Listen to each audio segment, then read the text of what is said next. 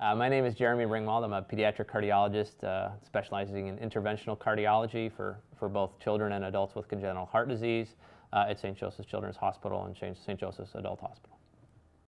I think the new Heart Institute is going to be a huge step in the right direction in terms of putting lots of different disparate groups of people together in situations to help us solve problems for our actually most complex patients.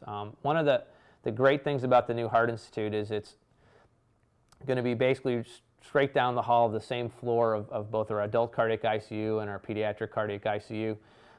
And that short distance, means something, because transporting a sick patient is a challenge, and there is some danger in doing that. And the shorter distance that we can make, the better it is in terms of the stress on that patient who's sick.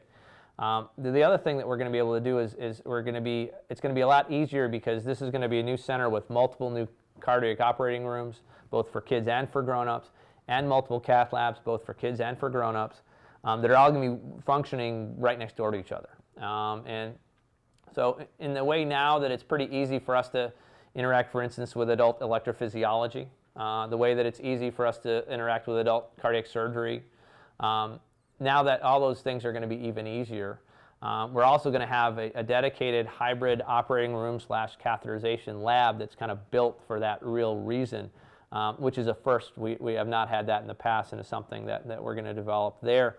And there's lots of small groups of patients that I think can benefit from the pediatric side, from having the ability to, okay, we just did a cardiac operation, the patient's not exactly behaving the way we'd expect, let's do a cath, let's do an angiogram right now.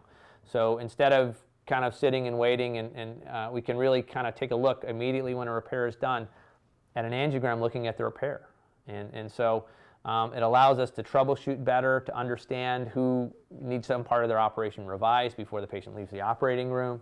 And it will allow us a lot greater depth of understanding of what's going on, particularly in the immediate postoperative period. So we've been talking with our surgeons for many months prior to this being opened up about, what additional patients should we be probably thinking about doing their cardiac surgery in that room for, simply because there's lots of small numbers, but again, it's patients here and there that once in a while, these days we wind up thinking they just had an operation, they're not behaving the right way, they need a cath. Well, wouldn't it be great if you just have the cath right then, instead of going back to the ICU, see how they do, wait for later? We don't have to wait, we just do it. And that lack of having to transport a patient is a whole added level of stress that we can remove, and allow us to get information that we might need that we otherwise wouldn't expect to find. The other thing that the new Heart Institute is going to allow us to do is we're going to dive into the world of transcatheter aortic valve insertion, or TAVI. That is a procedure that's a very challenging procedure that's now available for a selected group of adult patients, usually geriatric patients, much advanced in years, who have degenerative disease of their aortic valve. There's one FDA-approved valve for that called the SAPIEN that's available right now. There's probably 3 to 5 additional valves that will be available in the next probably 3 to 5 years.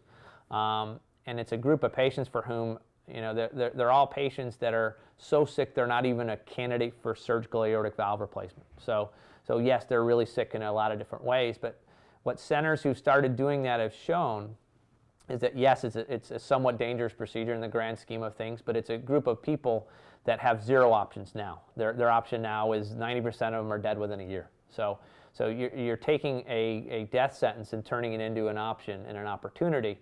And many of those patients, as funny as it sounds, once they get their heart working better, the rest of them also works better. So their blood pressure is easier to control, the function of their heart is better, all the other systems that are problematic, their kidneys don't work as well.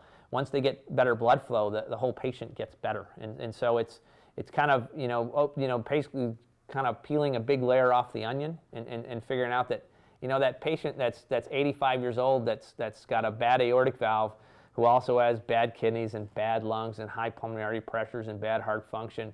Once you make their heart better, the rest of them often gets better as well, and it's giving a second chance to a lot of patients that don't have a lot of other good options right now. Because that lab is going to be in our Heart Institute suite, it's something that we're going to do collaboratively between some of the congenital cardiologists like myself and the adult interventional cardiologists here and the adult cardiac surgeons.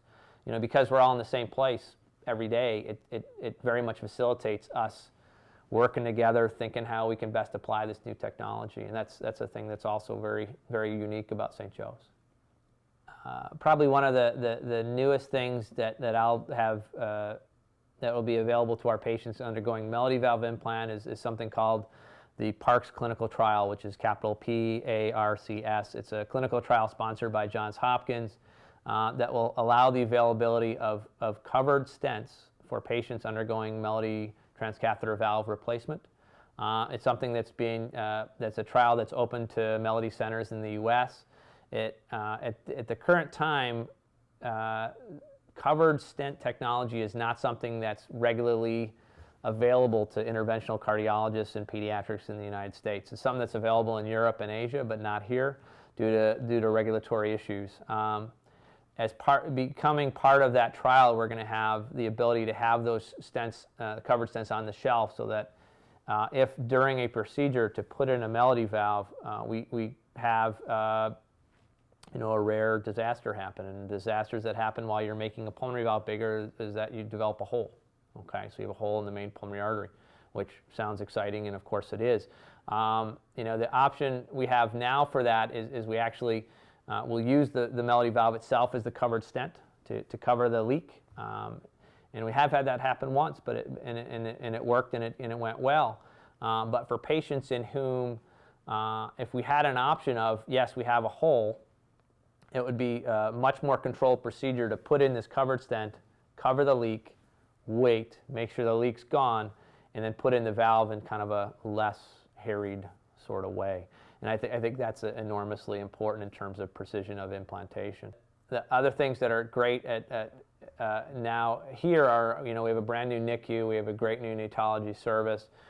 We have all the pediatric specialties under one building, which is supremely helpful. And again, this collaborative approach we have with lots of doctors from other specialties is also helpful. We have the ability here to really take care of and identify and take care of a baby with identified congenital heart disease, before they're born, through our fetal cardiology program. We have the ability to take care of that patient from delivery through their entire life. We then also have the ability, particularly for moms who have congenital heart disease, to then have a lot of the same subspecialists who have a lot of the same skill sets take care of the mom when she decides to have children when she's in her 20s or 30s, and have had that successfully happen to her many, many times. And so that's one of our patients that's a success that's going on to live her own life and have her own children, and what a great success that is. So I think because of the collaborative approach we have, the multiple different people we have involved in things, and the ease of putting those pieces together, it makes it a very unique place to deliver patient care.